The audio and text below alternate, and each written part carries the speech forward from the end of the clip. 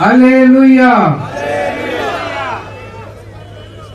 आज इतनी भारी संख्या में आए हुए सभी भाइयों बहनों माताओं बुजुर्गों बच्चों आप सब लोगों को मेरा नमस्कार, सबको मेरा प्रणाम। सबसे पहले मैं आर्क बिशप साहब को नमस्कार करना चाहता हूं। उन्होंने इतने खूबसूरत तरीके से इतने खूबसूरत शब्दों में जिस तरह से हमें हालेलुया का कैसे शुरू हुआ ये शब्द, इसका मतलब क्या है समझाया, प्रभु यीशु मसीह के जन्म के बारे में सारी बातें समझाई।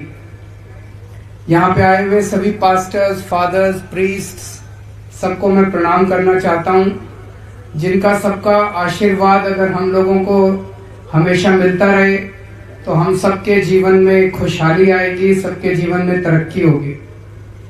आज इतनी भारी संख्या में आप सब लोग जो आए हैं, मैं देख रहा हूं यहाँ पे हिंदू हैं बहुत बड़ी संख्या में, यहाँ पे सिख हैं बहुत बड़ी संख्या में, यहाँ पे कुछ मुस्लिम भाई भी हैं और यहाँ पे क्रिश्चियन भाई भी हैं। यही तो अपने पंजाब की खूबसूरती है, जो भी सभी धर्मों का सभी जातियों का अपना भाईचारा है। और पंजाब के 3 करोड़ पंजाबी धर्म और जाति से ऊपर उठ के एक मुट्ठी की तरह एक साथ मिलके पंजाब में रहते हैं। ये पंजाब की सबसे बड़ी खूबसूरती है। दूसरी बात, आज हम बड़ा दिन मनाने के लिए इकट्ठे हुए हैं। जीसस क्राइस्ट के जीवन से बहुत प्रेरणा मिलती है।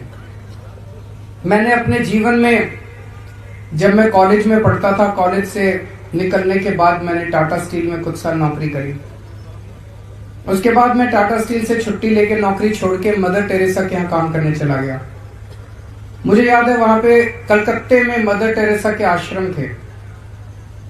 काली घाट में उनका एक आश्रम था। उस आश्रम में मैंने कई महीने काम किया। कलकत्ते में गरीबी बहुत ज्यादा है, तो कई भिखारी जो हैं वो सड़क के किनारे पड़े होते हैं। उनके बड़े बड़े घाव हो रहे होते हैं उनके शरीर में, और उन घाव के अंदर कीड़े मकोड़े चल रहे होते हैं।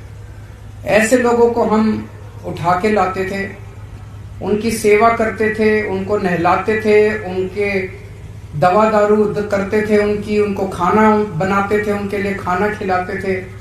ये कई महीने तक मैंने उनके साथ सेवा की। उस वक्त ये पता चला कि गरीबों की सेवा करने से अंदर कितना आनंद मिलता है।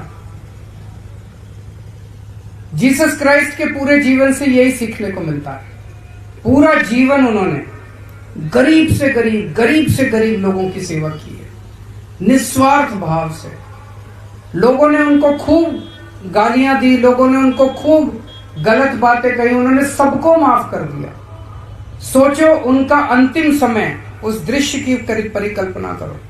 अंतिम समय जब कुछ लोग उनको उनके शरीर में कीले ठोक रहे हैं, उनके हाथ में कीले ठोक रहे हैं, उनके पैरों में कीले ठोक रहे हैं, उस वक्त वो प्रभु से पूरे प्यार भरे दिल से, उनके मन में प्यार छलकता है उन लोगों के लिए जो कीले ठोक रहे हैं उनको। और वो प्रभु से क्या इच्छा करते हैं? हे प्रभु, इनको माफ कर दे, इनको पता नहीं है क्या कर रहे हैं।